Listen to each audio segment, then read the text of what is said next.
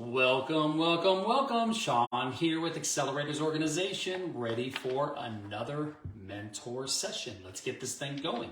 Got some good questions this time. Let's get my eyeballs out here.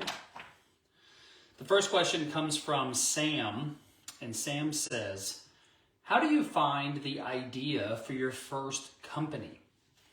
I have worked in my family's grocery store business for a long time, and I am finally ready to start my own thing, but I don't know what. What would you advise me to look at in my life to figure out what would be a good business to get into? Thanks. Okay. This is a very difficult question for me because it's not something I have a lot of experience with. So this is the best answer that I have come up with for answering this question. I like to look at the things that I enjoy doing. Is it computer stuff? Is it working with people? Do I have the skills to work with people? Am I good at sales? What am I actually good at, and what do I enjoy doing? So that's one side of it. The other side of it is what am I experienced in? Like, do I know a lot about cars? Do I know a lot about computers? Do I know a lot about consulting? Like, where do I have experience in a product or service category that I could step into that business and start selling services or selling products within that product or service category? So that's the first thing I look at. The next thing I look at is what kind of business experience do I have? If this is my first business, the easiest kind of business to get into is a service-based business because the capital costs are low, but you have to have some experience and you have to know where to find the customers, and then you have to actually know how to sell the services in order to be able to provide the services. A lot of people know how to provide a service that they do, but they're not very good at selling it. So we have to actually learn how to sell. So I start looking there. If you create a product and you invent a new product, then you've got higher capital goods, but you've got to teach yourself about branding. And then at some point, you're going to have to learn how to create a e-commerce store and then learn how to advertise that e-commerce store in order to drive traffic to your website to sell products. So I'd look at all of those different things. Now, with all that said, another solution could be that you go buy a franchise. So somebody's already created a system and a company and a brand and everything, and you just go buy a franchise, whether it's McDonald's, Domino's Pizza, Quiznos, Chipotle, Taco Bell, a maid service, a carpet cleaning business, some sort of franchise business where everything is done for you. You pay a fee, they train you, teach you how to advertise, and then you grow that, and then maybe you even can get multiple locations. There have been lots of entrepreneurs that have become franchisees that have gone on to make millions of dollars because they grow those businesses. So that's another thing to take a look at. As a first business, it's not a bad idea if you have capital to buy a franchise, because starting a business from scratch the very first time, you've got a lot of help here in Accelerators Organization. But if you have no business experience, hiring, training, firing, advertising, selling, it's really, really difficult to build a business without having all of those skills. So hope that kind of gets your thoughts around some ideas, and look forward to some more questions, Sam. Okay, the next question comes from Kelly, and Kelly says, how do I become the absolute best owner and leader in my excavation company? I'm the owner of Kelco Construction. We are an excavation contractor in North California. I know that I'm a great operator. I know that I'm one of the better drivers around. I know that I can work my ass off, but I do not know how to grow and lead a successful business. As I look to add team members, what are things I should be doing to increase my skills in leadership and team building so I can grow the company? Okay, got a bunch of mentors answering this one for you, Kelly. I love the insight into your future-oriented thinking of how to prepare yourself. This is a great time to be reading a bunch of different type of books about business growth and also hiring people and managing people. One of the very first books that I read that I really loved was called The 1 Minute Manager. Teaches us a style of helping people learn that they need to become problem solvers, and if they're going to need help, they come to you with you to make a decision on solutions, but you're not there to always tell them how to do everything. You want them to learn how to make decisions on their own in a team. So the 1 Minute Manager is a great book for that. I'd also recommend in the Resource Center, there's a category in the Resource Center called Leadership, Management. I would go in and just read all of those articles. Team building, I would read all those articles that are already in the Resource Center to just start understanding what it's like to build a team. And then, as you know, here in AO, we have different team building and leadership events right here in Nashville, Tennessee to help you learn how to be a better leader. At the end of the day, leadership is a lot of different things, but one of the most important things I have found is just the ability to communicate, just to share what a vision is that you have for that person's role in the company, share the vision of what the company is doing, and then open up a really trusting, open, transparent relationship with the people on your team so that they love the job that they're doing. They know what the future looks like with it. They want to work hard for you because they like you and they trust you and they respect you. And they know that if there's problems, they can always come to you instead of you being the type of boss that says, hey, don't ever bother me. And you might get defensive or snap at them if they do come to you. Great leadership means, hey, just come to me whenever you have issues and let's talk about things. So keep that in mind. It's always good to just have the conversations. Okay. Next question comes from Rowit. And Rowit says, how does our company best deal with competition? We sell exotic snacks and drinks from all around the world. Right now, we sell at exhibitor events and online through our website, but we're opening a retail store.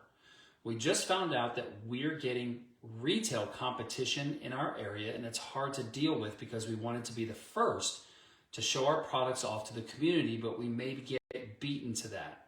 They're a retail store like us coming to the mall. We live in a small city, so all the attractions are near the mall. I'm getting doubts about the business. How do we make sure we are the best and beat the competition?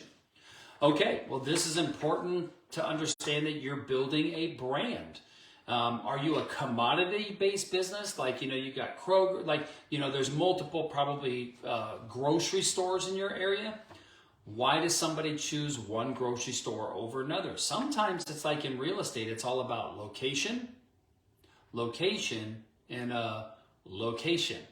So make sure that you've got a good location for your retail store because a lot of times people shop where they live.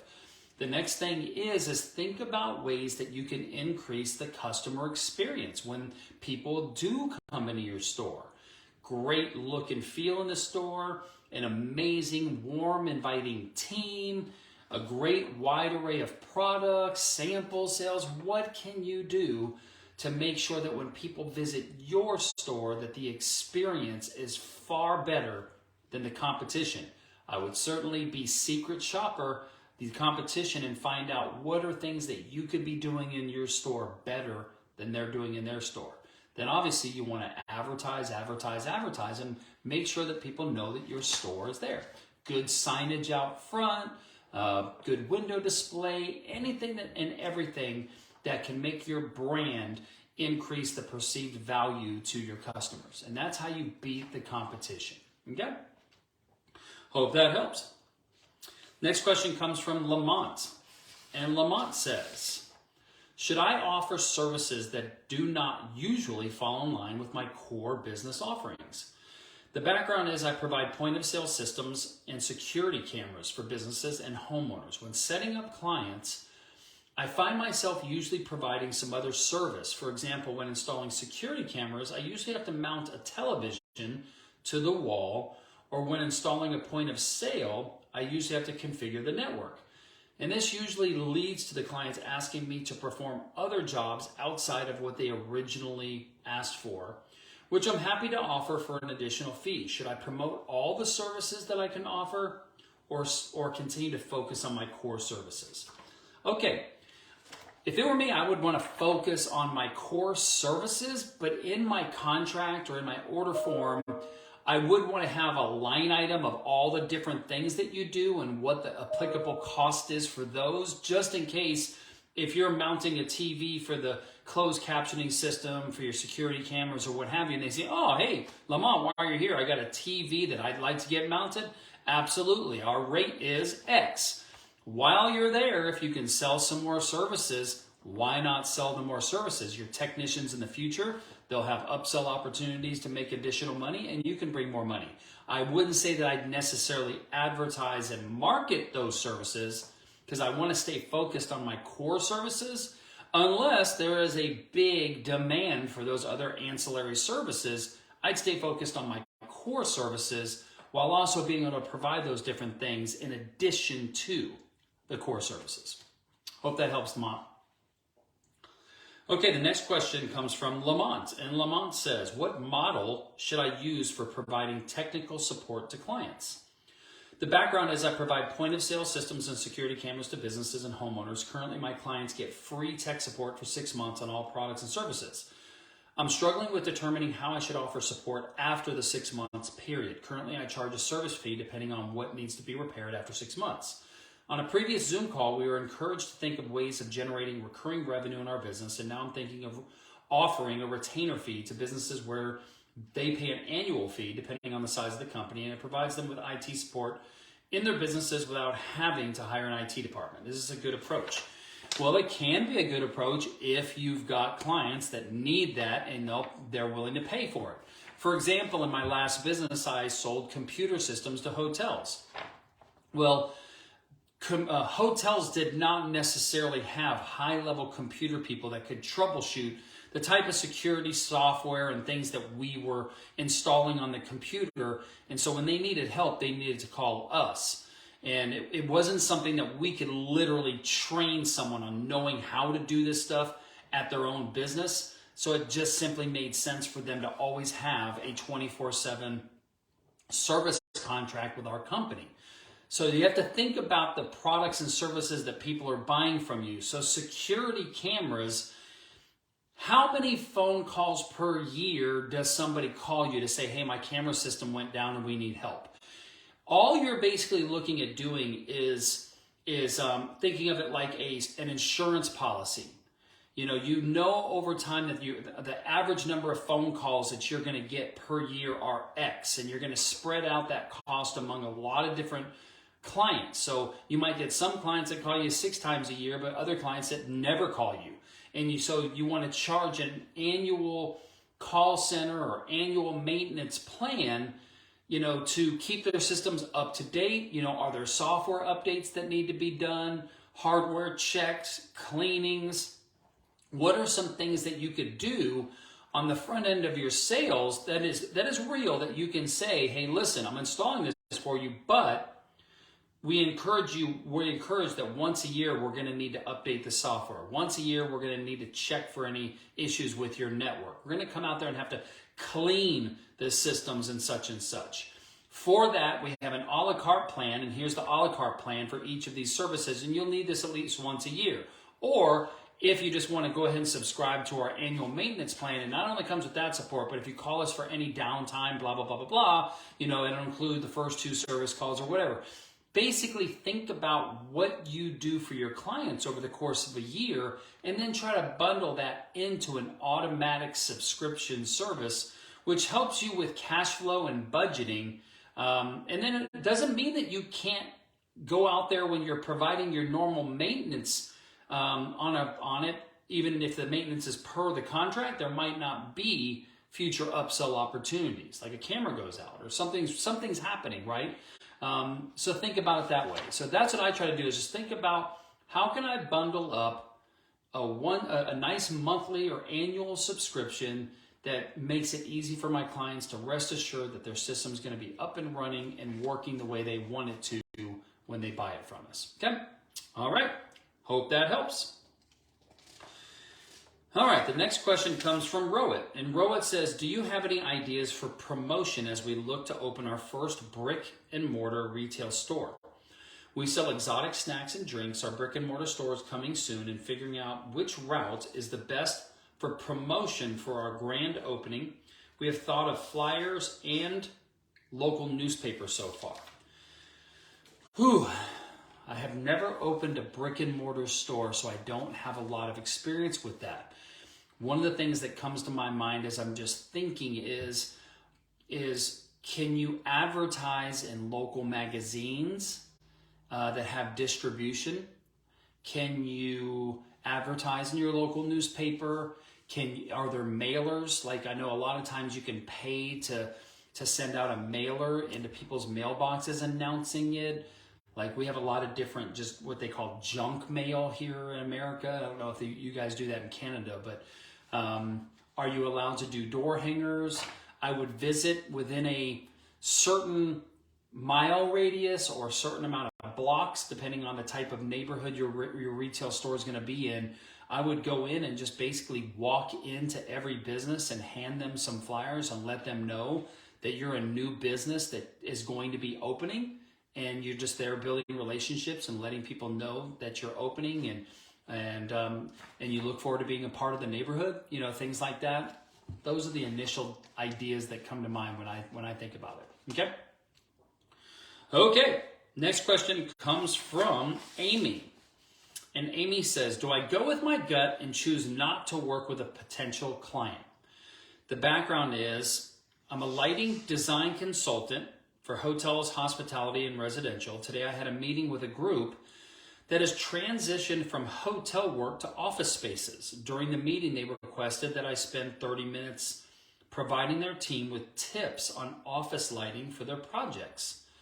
Despite it not being my area of expertise, they also expressed interest in potentially involving me in a future project if necessary.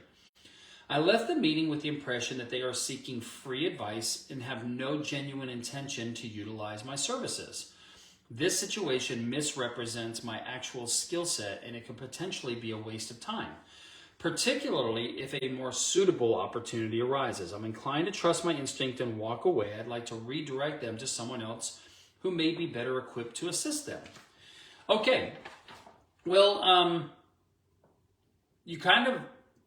I feel a little bit of something going on in your question. You're like, do I go with my gut and choose not to work with a potential client? But then in the background of your question, it doesn't sound like they're actually a potential qualified prospect. So are they a qualified prospect that you might get future business or not? And based on the answer to that question, that might let me know whether or not I want to serve as a trusted advisor in order to continue to build rapport in the relationship. I can't tell you how many people, as part of just being a good person and being an entrepreneur, that I help, even though I'm not going to get anything in return at the moment. So if you have experience or any type of insight that can provide some guidance on what they're asking you, if you have the time, you can never go wrong being a good person and just offering good advice based on your experience as a lighting design consultant. You could obviously preface that with, listen, my experience is more in XYZ, and you're asking for advice on ABC. While there might be some similarities between the two, it's a little bit limited, but I can offer this and just offer this. And then just keep building the relationship with the prospect for any future type of business. If you don't think that there's any type of future business that could come from it, well, then you could take the approach of, hey, Joe, I appreciate you inviting me to come in and talk to your team. I'd love to do that, but unfortunately, what you're asking for, that's not really my experience. I specialize more in XYZ, and it sounds like you guys really need help with ABC. It's like, hey, I specialize on working on Mac computers, and you guys have Windows computers. While I could offer some overview of just computing experience, I don't really know how to work with Windows, so I would say you might want to look and find a Windows expert, right? So that's one way that you could approach it. so just kind of, that's how I would approach it. There's lots of clients that I was a person they would reach out to for help from time to time that I would get no business. And then one day they'd go, hey, Shawn, I finally have a project that I can use you on and would love to hire you. And I'd be like, great, fantastic. So sometimes just being out there, networking and being a good person and being an advisor out there, either they might want to use you for a future service or they might know somebody. So it's always good to that's just generic networking. Okay. Hope that helps. Okay. The next question comes from Kimberly. And Kimberly says, how much should I pay someone for a referral or lead? The background is we are a roofing company and we have a property and casualty insurance agency partner who sends us leads to repair roofs for clients of theirs trying to obtain homeowners insurance. How much should we pay for the referral? Thanks.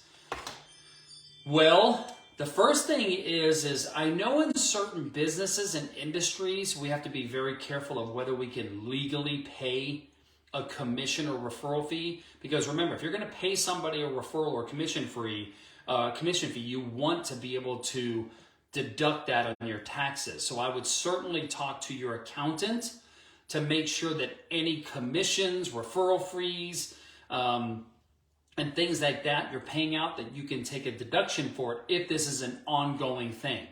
Now, I will say that if it's ever just kind of off the record, you could use, there's a program, if you will, called Giftology. And so I think it's just giftology.com, and it's a book.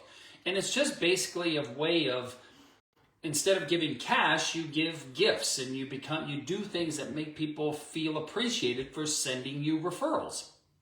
So that's one way. Otherwise, you might just pay a commission fee that you're not going to deduct, and it could be a $100 gift card to something, or it could just be cash, or it could be a check, whatever it might be. As far as the amount, I guess it would really be, I think the general rule of thumb is it really depends on how much business they're sending you. Secondly, is it an ongoing thing? And then third, is you're going to want to build that into your cost of doing business. So if they send you something that's a $10,000 job, can you budget in $1,000? Does your profit margin allow you to do 10%? Or is it, 1%, 2%, or is it dependent on how big the job is? So I don't think that there is necessarily an across-the-board percentage or amount when it comes to lead, informal lead type of referrals and things like that. It's generally just whatever you feel like doing. So I'd kind of have to know more about the relationship and the ongoingness of it and how much money it means to you for me to really give you this is how much I would do. It's kind of like if it's this, then let's do this. But if it's that, then let's do this. And so it'd be kind of just, an informal type of thing. So I think that's the best I can offer you on that one right now. Okay, but I got a couple other mentors answering that. Okay, so that's today's mentor session. I hope you got some value on this. Maybe some of you that see this on the replay in the mobile application, this is going to evoke something in you or provoke something in you that makes you want to ask a question. Just go into the mobile application, click ask a question, and myself and the other mentors are here to answer any questions you have to help you struggle less and succeed more in your business. Okay? See you soon. Peace out.